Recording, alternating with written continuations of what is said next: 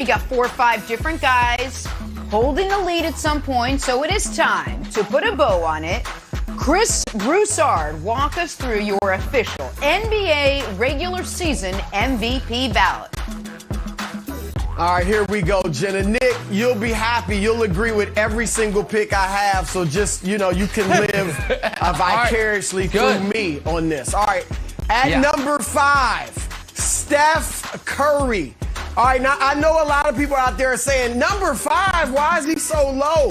Folks, this is actually a compliment to how great of a year Steph had. I can't remember the last time I had someone who is an 8th seed on my MVP ballot, but he was that good. But winning matters. All right, as an 8th seed, you're not going to win the MVP or be that high in the rankings, but tremendous year. He silenced all the doubters, all those who said he's not transcendent, all those who said he's overrated. He proved he's the best small player of all time, best shooter of all time. And get this, 7 games this year with 10 or more three-pointers. No other player in NBA history has more than 5 such games in their career. Steph Curry, number 5. At number 4, Joel Embiid. Look, Joel Embiid may have very well been the MVP had he played more games. He missed 21 of 72 games. I'm sorry. And there's no league in which you can be the MVP and miss 30% of the season, okay? He was tremendous, though. He led Philadelphia to the number 1 seed. Gets it done on both ends, obviously. Showed that he is not just one of the best mid-range shooters for a big man. He is one of the best mid-range shooters in the entire NBA. He posts up as well more than any other player in the league, usually getting fouled. So he led the league in free throw percentage. And again, is one of the best defenders in the league. Put himself in the conversation for best player in the world. We'll see what he does in the playoffs. At number 3. Chris Paul, 16 points, 8 assists. Not eye-popping numbers, but the impact, the leadership, the intangibles, the poise, that was eye-popping. He led Phoenix in his first year from a 10th seed in the West to the 2nd best record in the NBA. This will be the 5th time he should finish in the top 5. First time since 2013. Not bad for a 36-year-old. At number 2. There it is, Giannis Antetokounmpo, the 2-time defending champion. Great numbers once again, great defense once again. Actually added to his game. Now has played more in the mid-post this season, which I like. That could help them in the playoffs. Giannis was tremendous. Didn't win the MVP, though, even though his numbers are big, because his team had the 7th best record in the league. 7th. 3rd in the East. Not the 1st best record in the league like they did the last 2 years when he won it. But great season by Giannis. And the winner of this year's MVP award on my ballot. And I believe he's going to win going away.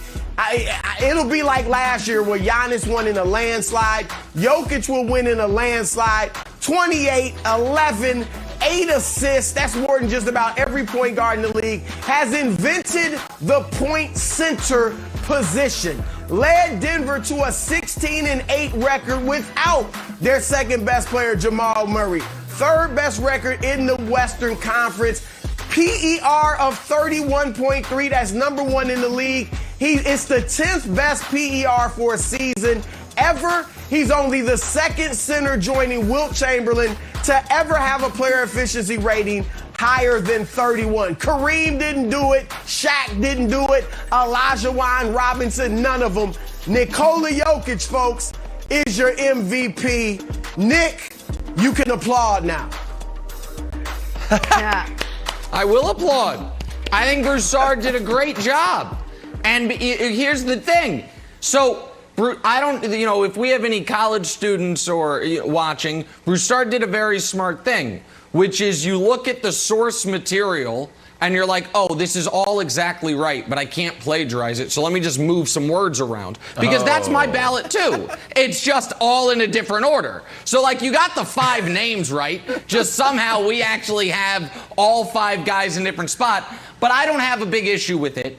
I am very happy that you, unlike many of the other ballots that I've seen come public, are giving Chris Paul his respect. I understand that my opinion that Chris Paul's the league MVP is a drastic minority one. I don't expect him to win, obviously. What I've been disappointed by is how many people have these four that you have, plus Dame or Luka or Julius Randle on there, and no Chris Paul. And that's no shade to Dame or Luka or Julius Randle or LeBron will probably end up on some ballots as a fourth or fifth. But having Chris Paul in the top three makes me happy. And the fact that you didn't hold Giannis's last 2 seasons against him the way a lot of people did, to me makes me happy, because his numbers say he should also be at the very least in the top 5. Here's my only question for you, Broussard, on this.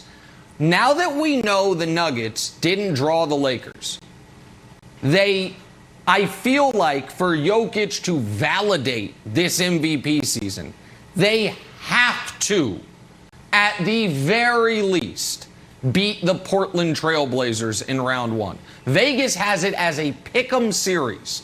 I understand that they don't have Jamal Murray, but even without Jamal Murray, supporting cast to me, Dame and Jokic take him out very similar with the way Michael Porter Jr. is playing. Do you agree with me that for Jokic, it is incumbent upon him to, through hell or high water, at least get out of round 1, since they didn't end up with the Lakers, which would have been a kind of unfair to judge anyone because the Lakers had the odd season? It'll look bad, as it does for any MVP that goes out in the first year. Of course, we remember Dirk doing it when he won his MVP award. They lost to Golden State in round 1. It looked bad, and the only way he really came back from that was to win that championship in 2011.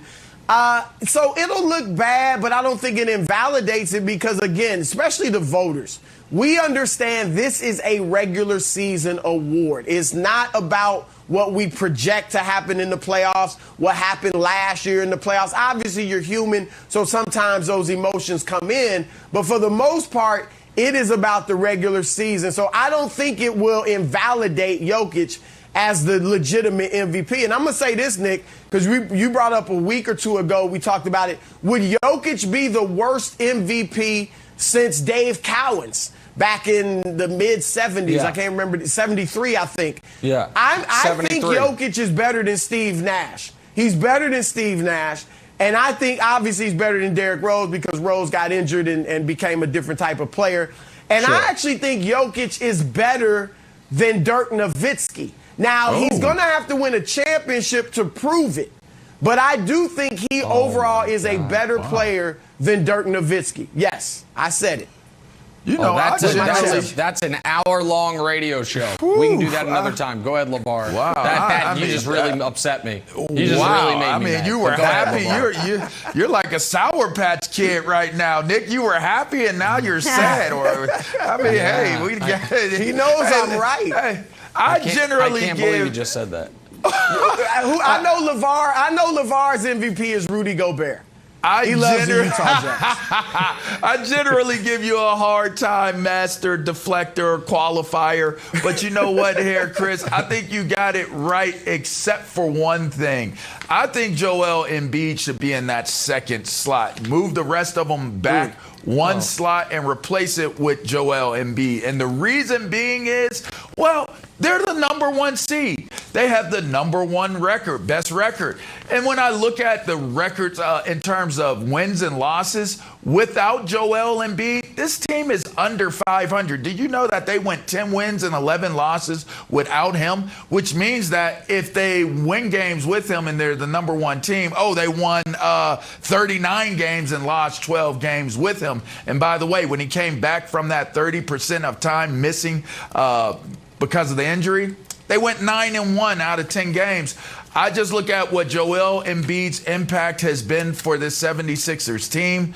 and how much of a competitive team they are now with him playing at the level he's playing at, the numbers are too comparable with Jokic, with Giannis, and with Embiid to sit there and say that there's this amazing gap in terms of statistical categories that would justify Embiid just because of injury not being closer to being that MVP this year. So outside of him being in that number 2 slot, Wilds, I think I'd be okay with this 5 list that Chris has put together. I'm